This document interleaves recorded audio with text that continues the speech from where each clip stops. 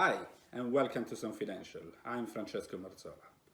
Today I want to talk about something that the majority of us most likely will do tonight, and actually is drinking wine. Well, actually I'm not going to talk about drinking wine, but I'm going to talk about how to taste wine. As the majority of you knows, I do competition for sommeliers, so that means that I do train a lot both with blind tasting and open tasting. But what does it mean train for a blind tasting, or what does it mean tasting wine? So when we taste wine, when we sommelier taste wine, we do actually divide the tasting in different sections. We start by judging the appearance of the wine. It will give us some information about that. And then we continue and smell the wine, and again there we can pick up some information which are quite important. After that, of course, we taste the wine to assess the quality of the wine and to assess all the different characteristics that the wine has. And then in the end, we do a recap and we have a conclusion about the wine itself. So today I want to show you how I do my tasting, both when I train for competition for blind tasting or when I, for example, need to taste some wine when it comes to my work and when I need to choose a wine, for example, for the cellar at the Palate. So as I told you, we start with the appearance of the wine. So first of all, I do suggest you, if you want to try to taste the wine, you do need a white surface. You can either use a tablecloth if you have it, or like I'm doing now, you can just use a normal A4 paper. It is important because you need to put the glass of wine versus this white surface to catch all the nuances of the color. Another important thing is that you don't fill too much the glass. If you do fill too much the glass when you taste wine, it might affect especially on the color, and it might be a bit difficult afterwards when you have to swirl it for the aromas. So this is a good size glass of wine when it comes to tasting.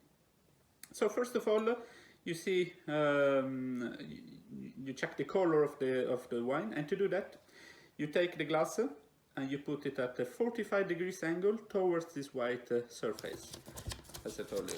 So for example, you do like this. It's quite important as well to have as much as possible natural light, because artificial light might affect the color of the wine. So with natural light, you get more of the natural color. So when you do like that, you can see already the color of the wine, and you can see that there is a fading of the color. A lot of time you have a much more concentrated and darker color in the core of the glass, and it goes towards a more lighter and lighter color on the rims. All these informations can help us to assess the wine. So first of all, let's talk about colors. I'm doing now this video with the white wine, but of course you do tasting as well with the red wines. So the first information you can get, it's actually when it comes from the color. When it comes to white wine, simple rule to remember is that a lot of time young white wines are quite light in color, almost transparent, and might have some green reflex or green color to it. And as older they get, they actually get darker in color. So you might get more a golden color, even a slightly toffee color, even up to orange-ish color, or even brown if it's totally in a way too old. So this is the first information that you can get. From a color of wine, you might get information, it might give you information at which age stage the wine is. And this is when it comes to white wine. When it comes to red wine, it's actually almost the opposite.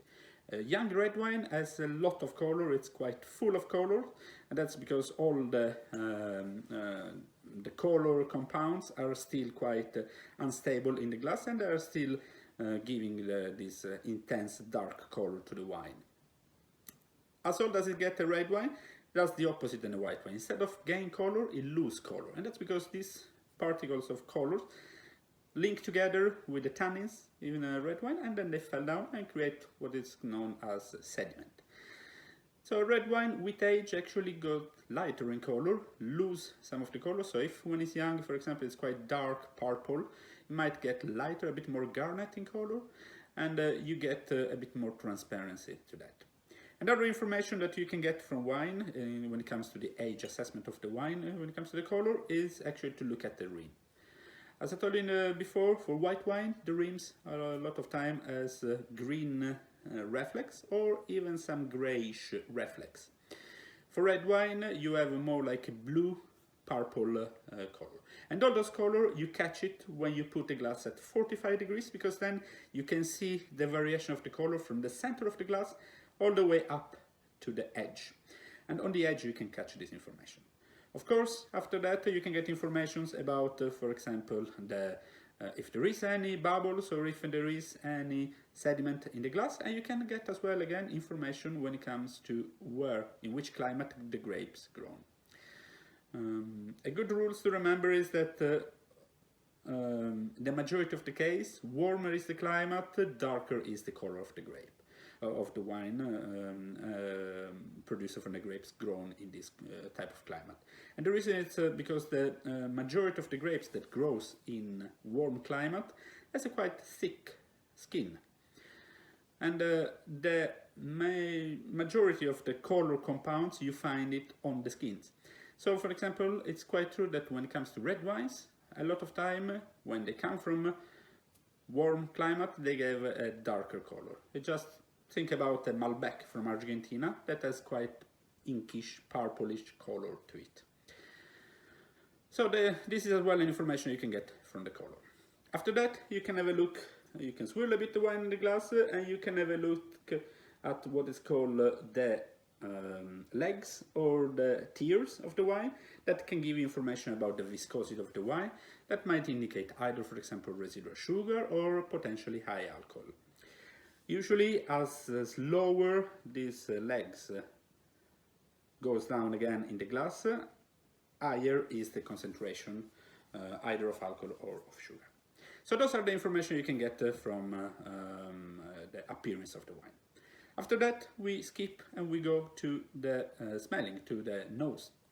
So first of all, I do suggest you to give it a sip only before that you swirl the glass, to catch the delicate volatile aroma that might be underpowered or overpowered by other aromas after that you swirl it.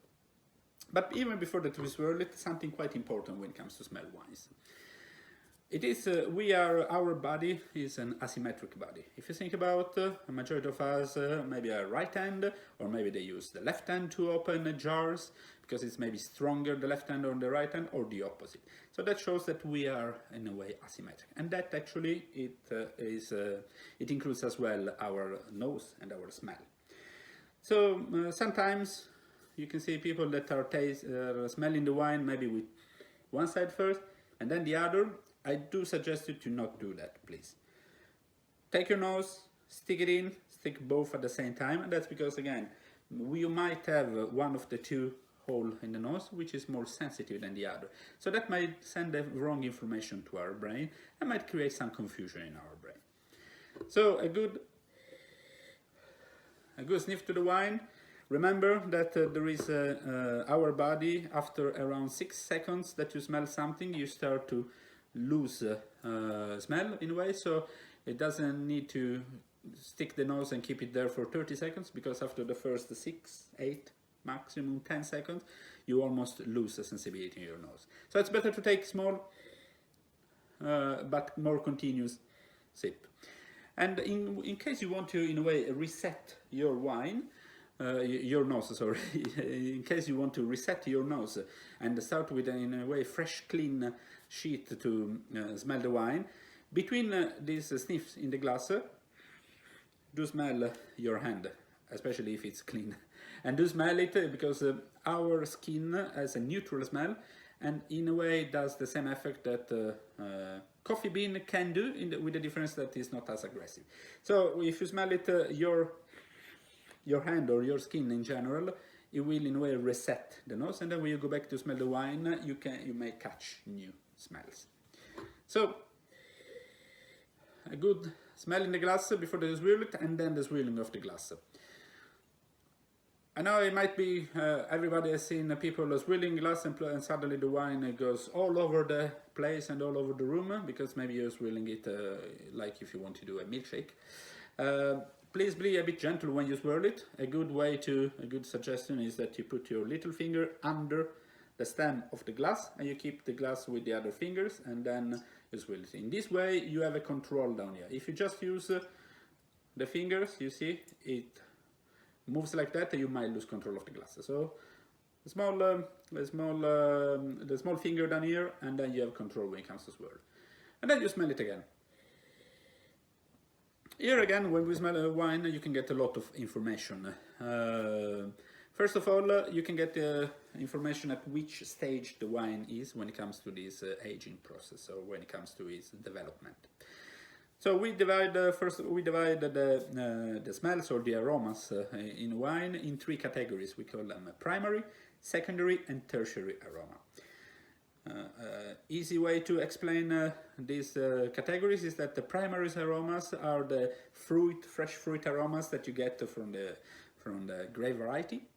The secondary aroma often comes from aging process, often from the aging process, for example, in oak, so like the buttery aroma that you might get from some Burgundy, or maybe the cloves and the violet and the pepper aroma that you get from a Syrah in France, for example. And then you have the tertiary aroma that comes from the bottle aging of the wine. And there are aromas that maybe develop over a long time. And are aromas, for example, of dried fruits, dried herbs, mushroom, forest flower, black tea, and so on. So all these aromas can give you information at which stage the wine is. If the wine smells, for example, for white wine, just lemon and peach and apple, and you don't have any other aromas than that, it's quite primary, of course. On the other end, if it smells only mushroom, truffle, leather, and forest floor, then it's quite tertiary. A lot of time you talk when a wine is at peak or is at the top. For my opinion, a wine is at the top, at least when it comes to the aroma or to the bouquet, to the smells. It's at the top when you have a balance between the 3 stages. So when you have both primary, secondary, and maybe a touch of tertiary as well. That doesn't mean that a wine that is only primary or only tertiary is wrong, or is something is not at the top or is not good. I always do a mountain example when I talk about the primary, secondary, tertiary, and when is at the top. I always say that when a wine is younger, you are at the bottom of a mountain, so you are on the primary aromas. And then the wine starts to age, and you start to climb this mountain, and then you come up maybe to the secondary aromas, and then maybe the tertiary, and then you come at the top of the mountain. Then when you are at the top, you have an overview over the bottom of the mountain, the middle of the mountain, and the top of the mountain. So you have an overview of all the 3 of those. And then you start to whip and go down on the other side of the mountain. So then you go again down, down, down, and you come maybe on the ground floor on the other side of the mountain. So if here we were only primary, here maybe we are only tertiary. That doesn't mean that this is the tertiary, it's worse than the primary, or the opposite. So that's why a lot of time I do not agree with the people say this wine is over the top, so is not good. It depends very much also on your personal flavor and on your personal preferences. If you do prefer more tertiary, more developed wine, you don't necessarily need to drink it at the top. You might want to drink it when it's more pronounced, the tertiary aromas, or when it's more pronounced, the development aroma towards the fresh fruit. This is up to you.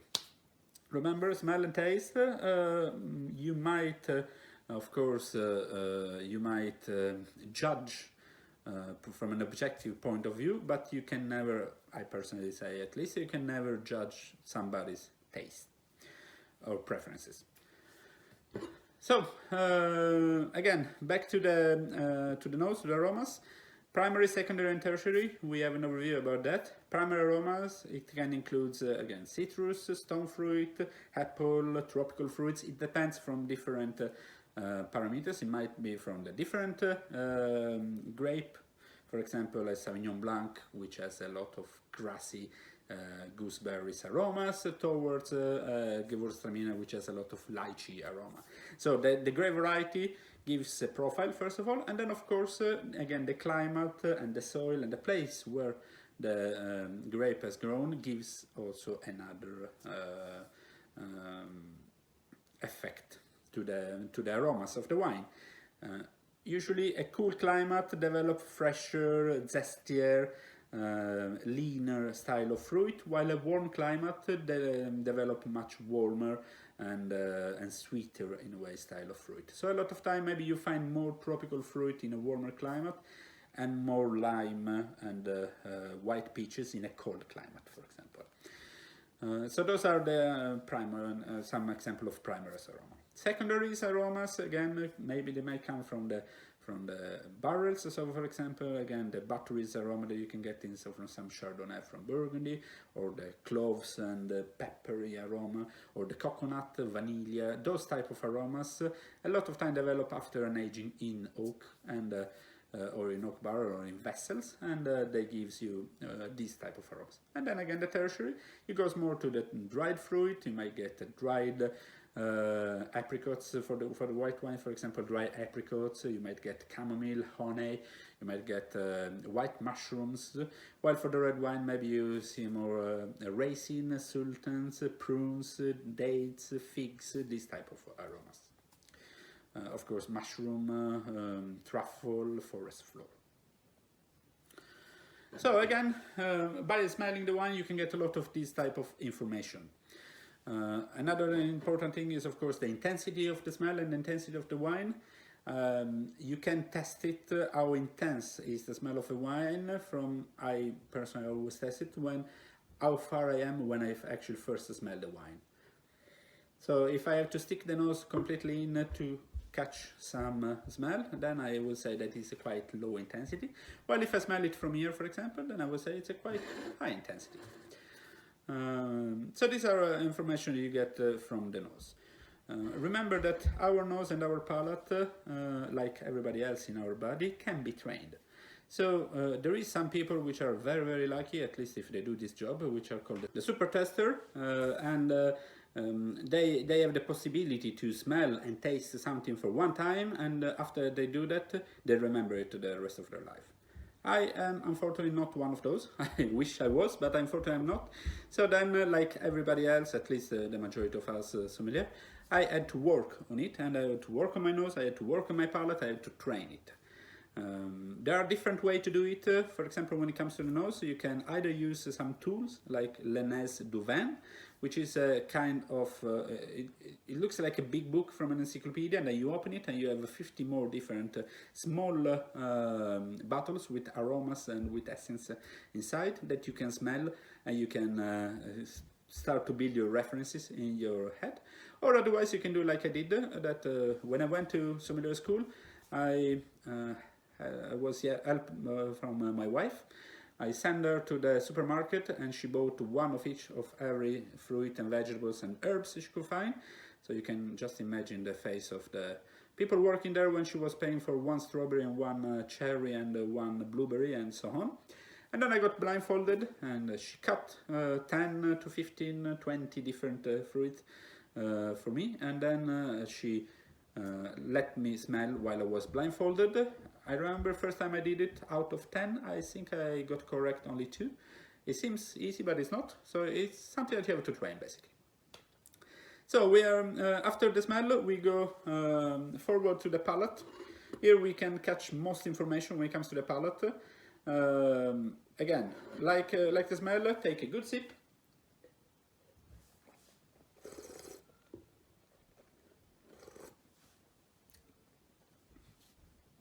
Remember to send the wine around in the mouth, because we have different areas of the mouth where we catch different aromas and different flavors. So send it all around, keep it a bit in the mouth, maybe 10-15 seconds, and then you can swallow it or spit it out. It depends on you. I prefer to swallow it when we are tasting, drinking. Anyway, different aromas or different flavors that you can catch in your mouth. Our tongue is divided in basically 4 receptory areas. So in the tip of the tongue, in the beginning, you taste the sweetness. So that's why, for example, a lot of time when you taste the sugar like that, you taste it straight away. In the middle of the tongue, you taste salty flavor, saltiness. In the end of the tongue, all behind, you taste bitterness. And that's the reason why a lot of time when you drink or eat something which is bitter, it comes after that you swallow, because it's the last part that beverage touch. And then you have the acidity in a wine, which a lot of time seems more difficult than actually it is to catch the acidity in a wine or in a food ingredient. The acidity is on the side of our tongue. Why I'm saying that sometimes you feel that it's much more difficult than actually it is. I do that because we do have a natural reaction to acidity. Our mouth has, or our body has a natural reaction to it. And that's actually that once that you drink something acidic, after you swallow, you have a production of, you salivate, you produce water in your mouth, you get mouth water. Higher is the production of the water in your mouth, higher is the acidity in the wine. So this is a good, this is an easy way to find acidity in a wine, and it's quite easy to test it. It's just to taste a wine that is acidic and see what happens in our mouth after that you swallow. You start to get a lot of salivation, like I have now since I'm drinking a quite acidic white wine. So these informations again can give us this different information, some clues from where the wine is from or which type of climate the wine grew up, the grapes grew up. Let's talk about acidity. Acidity, for example, is something that can easily give you an idea where the wines come from when it comes to climate. A lot of time, usually, general rules is that high acidity means a cold or cool climate. Low acidity means a warm climate. So that's the first easy information you can get. Sugar, of course, can give you information also that about the climate. Usually in a warmer climate you have maybe higher sugar intensity or sugar percent in the must.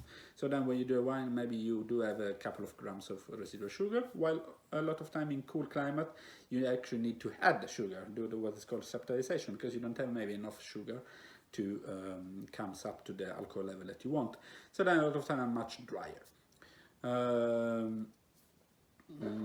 So these two information are quite important to catch when it comes to the mouth, to the palate. You can taste you can get the weight of the wine. If you take wine in your mouth, I always say, what I do to see if a wine is a full body or is weighty wine or if it's a lean, light body. What I do is that I compare it to water in a way. So what I do is basically my first sip, I study all these four: the saltiness, the acidity, the sweetness, and the bitterness. My second sip, I go for the weight and for the alcohol. So to find the weight in wine, what I do is that once the wine is in my mouth, I basically lift up my tongue while it's in the mouth and feel basically what's the feeling when I do that. If it's something which is not viscose, not that has a viscosity, but you feel that there's a bit of resistance, then it might indicate a weighty wine. While if it feels like you are in water, you're just lifting water in a way, which is quite neutral and a light weight, and then the body of the wine is light and the weight is light. After that, I'll check the alcohol on my second sip. So to do that, it might be a bit difficult in the beginning because sometimes it goes the wrong way, but with some training you get there. So basically, once that you have the wine in your mouth, you just open a bit the mouth and then you breathe in air. By that you catch all the particles of alcohol which are volatile, which are lighter, so they in a way stay between the wine and the top of the mouth, and you send them down the throat, and then you feel a sensation around here. As higher is the alcohol, as warmer get the sensation here. I'll show you.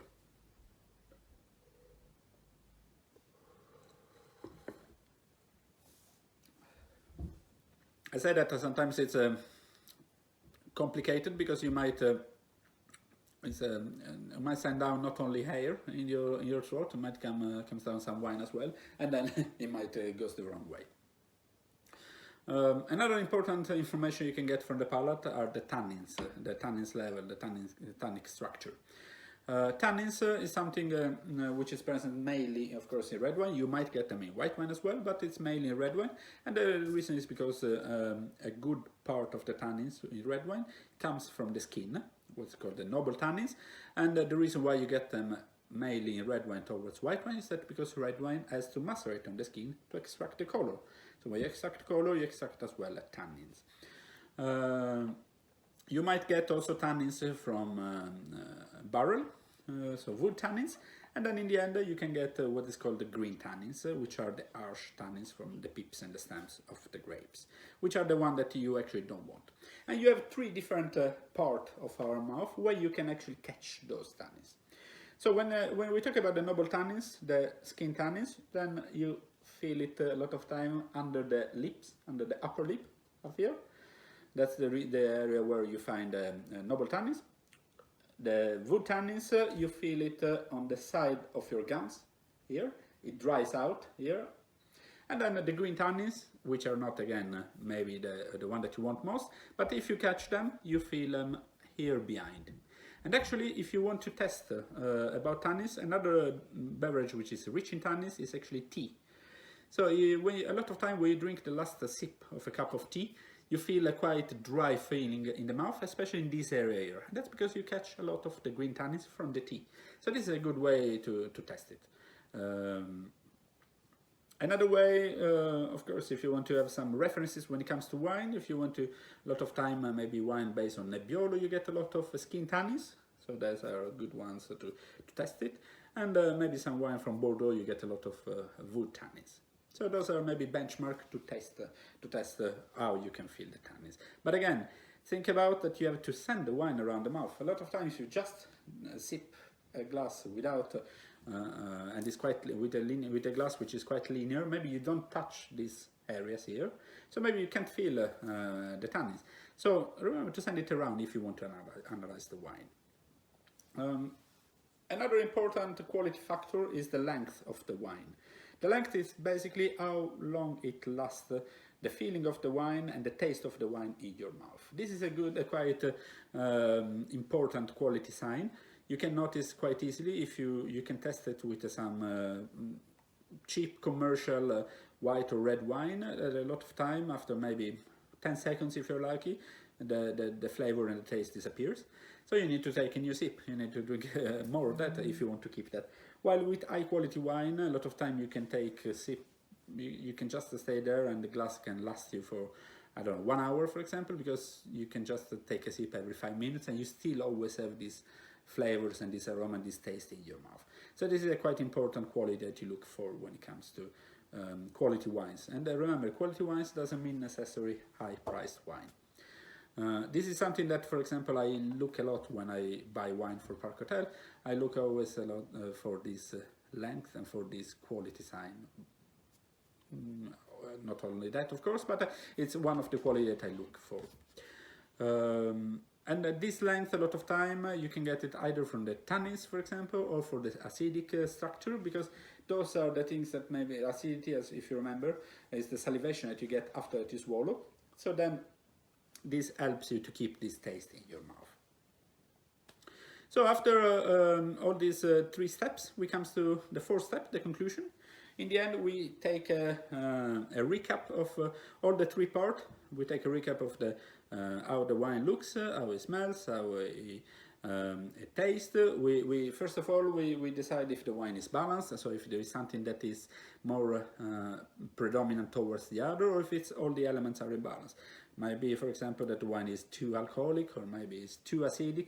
And remember, by the way, too alcoholic doesn't mean necessarily that is high alcohol. High alcohol wine doesn't mean necessarily unbalanced alcoholic taste, because it's all about balance.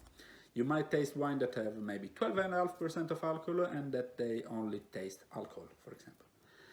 So balance is very important in the conclusion, and then when it comes, for example, to competition and to blind tasting, in the conclusion you write about what you think that is the aging potential of the wine, what you think, which type of glasses, which type of temperature, which type of, if the wine needs to be decanted or not, which type of food you will pair, and then of course where the wine comes from. So I hope this was a quite long video, quite long clips, if you compare it to the first 2. I hope that you enjoy it, and I hope that maybe you want to try tonight or another night, just for fun, to notice those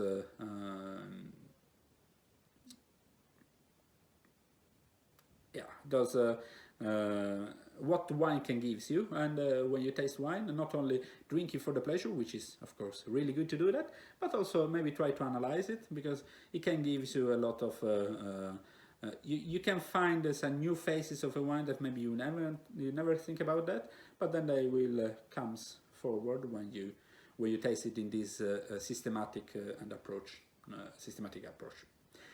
So thank you for today. I hope you enjoyed again, and please leave me feedback. Tell me what you think about, and tell me also maybe what you're drinking tonight.